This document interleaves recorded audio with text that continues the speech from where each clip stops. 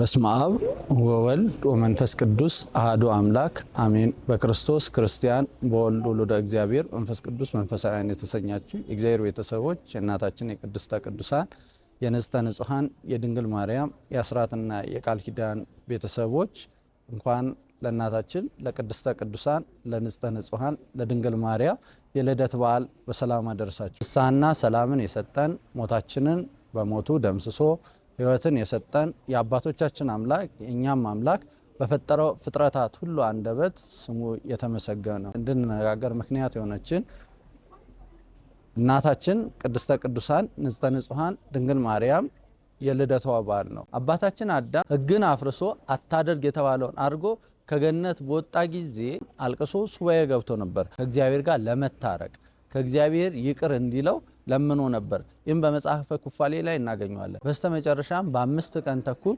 ከልጅ ልጅ ተወልጄ አድንሃለሁ የሚል አምላካዊ ቃል ገባለት።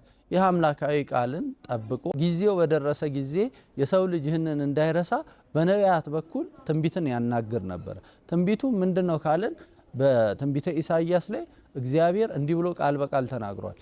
ኢሳይያስ ማለት ነው። እግዚአብሔር ዘርን ባያስቀርልን ኖሮ እንደ ሶዶምና እንደ ገሞራ በሆንም በጠፋን ነበረ ብሏል። እንዳንጠፋ ዘር ተብላ የተነገረች እናታችን ቅድስተ ቅዱሳን ንጽሕተ ንጹሐን ናት ማለት ነው። ይህችም ዘር ተብላ የተነገረችው ከአዳም አብራክ ተከፍላ እስከ ኢያቄም አብራክ እስከምትከፈል ድረስ መንፈስ ቅዱስ ባወቀ ትጠበቅ ነበረ ማለት ነው። መንፈስ ቅዱስ ጊዜው በደረሰ ጊዜ ግን እግዚአብሔር ከሰማያት ሰማያት ወርዶ ከድንግል ማርያም ለመወለድ በሚፈቅድበት ሰዓት ላይ ምን አድርጓል? መልአኩን ልኳል። ድንግል ማርያም ግን እግዚአብሔርን ለመውለድ እሷ መወለድ ስለነበረባት እሷን የወለዷት እናቷ ሐና አባቷ ኢያቄም ናቸው። እናቷ ሐና አባቷ ኢያቄም የሚኖሩት በናዝሬት ገሊላ ነበረ። ናዝሬት ገሊላ እናቷ ሐና አባቷ ኢያቄም ሲኖሩ መካኖች ነበሩ። መካኖች በመሆናቸው ልጆችን አልወለዱም ነበር። እግዚአብሔር ልጅ እንዲሰጣቸው ሐናም ኢያቄምም እግዚአብሔርን በብዙ ለምነዋል። ልጅም ብሰጠን ለኛ ብንሸመግል ይጦረናል፣ ብናረጅ ይረዳናል አንልም፣ አስራት አርግተን ላንተ እንሰጣለን ብለው ስለት ተስለው ነበረ። በስተርጅናቸው ጊዜ እግዚአብሔር መንፈስ ቅዱስ ባወቀ ለሐና ራእይ አይታለች። ኢያቄምም ራእይ አይቷል። በራእያቸው ላይ ተነጋግረው እናቷ ሐናና አባቷ ኢያቄም በመልአክ ብስራት ድንግል ማርያምን ጸንሰዋል ማለት ነው። እናታችን ቅድስት ሐና በጸነሰችበት ጊዜ ለቅሶ ዘመዷ አርፎ ለቅሶ በሄደችበት ጊዜ ተከትላ ስታለቅስ ሙት አስነስታ ነበረ። ይህንንም የተመለከቱት አይሁድ ለቅናት አያርፉምና ድንግል ማርያምንና እናታችንን ሐናን ለመግደል አሲረው ስለነበረ እናታችን ሐና አባታችን ኢያቄም ወደ ሊባኖስ ወደ ተራራማው ሄደው ነበረ። በማህፀን ሳለች ሙት የምታስነሳ ድውይ የምትፈውስ ከሆነችማ ምን ያህል በእኛ ላይ መከራ ታመጣለች ብለው አሰቡና በቅናት ተነስተው ሐናንና ኢያቄምን ሊገሉ ሲሞክሩ ከሚኖሩበት ተነስታ ከናዝሬት ተነስታ ወደ ሊባኖስ ወደሚባል ቦታ ተሰዳ የመውለዷ ሞራት በደረሰ ጊዜ በሊባኖስ እናታችን ቅድስተ ቅዱሳን ንጽሕተ ንጹሐን ድንግል ማርያም በሊባኖስ ተወልዳለች። በሊባኖስ እንድትወለድ ምክንያት ቀድሞ በነቢያት ትንቢት ተነግሮ ነበረ። መኃልየ ዘሰሎሞን ላይ ምዕራፍ 4 ቁጥር 7 ላይ ንጉሥ ሰለሞን እንዲህ የሚል ትንቢት ተናግሮ ነበረ። እቴ ሙሽራዬ ከሊባኖስ ከኔ ጋር ነይ። ይህ ትንቢት በሊባኖስ ተወልዳ ተፈጽሟል ማለት ነው። እናታችን ቅድስት ሐና በሊባኖስ በምትወልድበት ሰዓት ላይ ያው እንደ ሴቶች ልማድ ለአራስ የሚገባውን የሚደረገውን አልተደረገላትም። በሊባኖስ ስትወለድ በስደት ነው የተወለደችው። በስደት ስትወለድ አንዲት እናት በመውለጃዋ ወቅት ለመውለጃዋ የሚሆኑትን ታዘጋጃለች። በሀገራችን ባህል ለገንፎ እህል ይዘጋጃል፣ ለአጥሚት ይዘጋጃል፣ የተለያየ በእስራኤልም ባህል እንደዚህ አይነት ዝግጅት አለ። ነገር ግን እናታችን ቅድስተ ቅዱሳን ንጽሕተ ንጹሐን ድንግል ማርያም ለመወለድ ያ ዝግጅት አልተደረገም ነበረ። ዝግጅቱ ባለመደረጉ የተነሳ የተወለደችው በተራራማ ቦታ ስለሆነ እዛው ያፈራውን ዳቦም ቂጣውንም ንፍሮውንም ቀቅለው ደስታ በሐሴት እናታችን ቅድስት ድንግል ማርያምን ተቀብለዋታል። እናታችን ቅድስት ድንግል ማርያም የነቢያት ትንቢታቸው መሆኗ ለነገረ ድህነታችን ምክንያት መሆኗ ይታወቃል። ጌታችን አምላካችን መድኃኒታችን ኢየሱስ ክርስቶስ የሚወለደው ከሷ ነውና እግዚአብሔርም አድንሃለሁ ያለው ከሷ ተወልዶ ነው።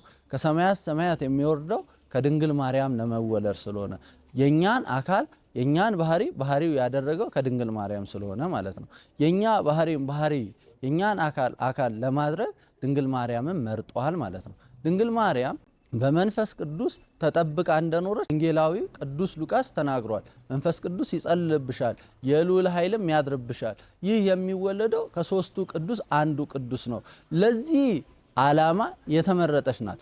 የመላእክን ብስራት ሰምታ የመላእክን ዜና ሰምታ ይኩነኒ በከመ ትቤለኒ ብላ ተቀብላ ሰው እንዲድን የሰው ልጅ ድህነተ ስጋን ድህነተ ነፍስን እንዲያገኝ ምክንያት ሆናለች። እናታችን ቅድስትና አባታችን ቅዱስ ኢያቄም ለነገረ ድህነታችን ምክንያት የሆነች ቅድስት ንጽሕት ብሩክት የሆነች እናትን አስገኝተውልናል። ይችም እናት እግዚአብሔር ዓለምን ለማዳን የመረጣት ናት። በቅዳሴ ማርያማችን ላይ እግዚአብሔር ከሰማይ ሆኖ ምስራቁንና ምዕራቡን ሰሜንና ደቡቡን ተመለከተ አሻተተም። አሁን ምስራቅና ሰሜንና ምስራቅ ምዕራብና ደቡብን ተመለከተ ማለት ከስነ ፍጥረት አዳምን ከፈጠረበት ጊዜ ጀምሮ እስከ ዓለም ፍጻሜ ድረስ ያሉትን አንስተ ዓለም ለተዋህዶ ተመለከተ አየ። ግን እንዳንቺ ያለ አላገኘም ማለት ከሔዋን ጀምሮ እስከ መጨረሻው ድረስ ያሉትን ሴቶች ቢታዩ በቅድስናቸው በንጽህናቸው ድንግል ማርያም የሚመስሏት የሉም። በልደቷ የልደቱን አወቅን።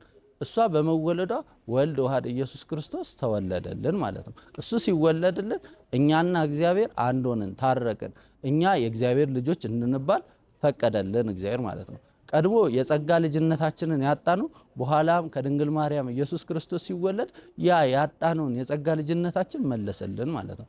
ስለዚህ ነው እናታችን ቅድስተ ቅዱሳን ንጽሕተ ንጹሐን ድንግል ማርያምን ልደቷን የምናከብረው ማለት ነው። ይህ ልደት ከተለዩ ልደቶች የተለየ ነው።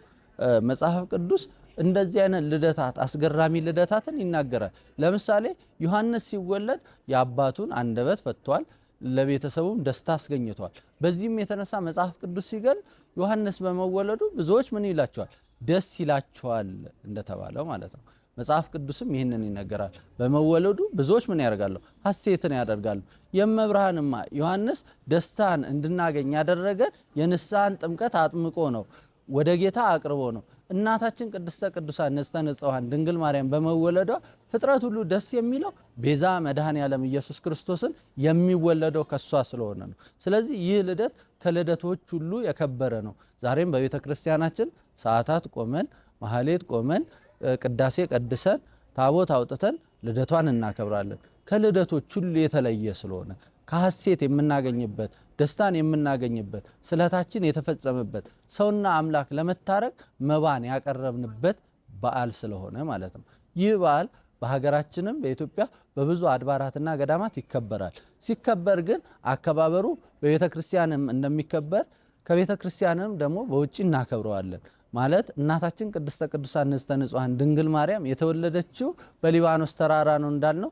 በሊባኖስ ተራራ ከቤት ወጥታ በስደት ስለሆነ ዛሬም ከቤት ተወጥቶ አድባር ባለበት ሰው መሰባሰቢያ ባለበት ተሰብስቦ ልክ በልደቷ ጊዜ እንደተደረገው ንፍሮ ተቀቅሎ ቂጣ ተደርጎ ስለትን እየተሳለን እየዘመረን እናከብረዋለን። ስለት የምንሳልበት ሐናና ኢያቄምን የሰማ አምላክ እኛንም ይስማን። ለሐናና ለኢያቄም የጸሎታቸውን ፍጻሜ የሰጠ አምላክ የኛንም የጸሎታችንን የልመናችንን ፍጻሜ ይስጠን። ዛሬ ቢያደርሰን እንደ ሐና ልጅ ብንታቀፍ አምጥተን ለቤተ ክርስቲያን የምታገለግል ቤተ ክርስቲያንን የምትጠቅም ልጅ እንሰጣለን ሲሉ እናቶቻችን ልጅ የሌላቸው ይሳላሉ። በአመቱ ልጅ ያገኛሉ። ሲያገኙም አስራት አርግተው ለቤተ ክርስቲያን ይሰጣሉ። ይህ ከጥንት ከአባቶቻችን በእኛም ዘመን እስከ ቤተ ክርስቲያን እስካለችበት ድረስ የሚቀጥል ነው። ይህ ልደቷን የምናከብርበት ሐሴትን የምናደርግበት በእሷም ስም የምንሰባሰብበት ትልቅ በዓል ነው። በበዓላት ውስጥ ቤዛ የተከፈለበት አምላክ የተወለደበት አምላክ ተወልዶ ቤዛ ሆኖ ሰውን አድኖ በመስቀል ተሰቅሎ አዳምን ተቤዥቶ ከሲኦል አውጥቶ ገነት አስገብቶ ገነትን ከፍቶ የተከበረበት የትንሣኤን በዓል በምናከብርበት ዛሬም የእናታችን የቅድስተ ቅዱሳን የንጽሕተ ንጹሐን የድንግል ማርያምን የልደቷን በዓል አንድ ላይ ደርበን እናከብራለን። ይህ በዓላት ድርብርብ ነው። ለክርስቲያኖችም ደግሞ እግዚአብሔርና ክርስቲያኖች የሚገናኙበት ትልቅ በዓል ነው። ስብሐት ለእግዚአብሔር። ይቆየን።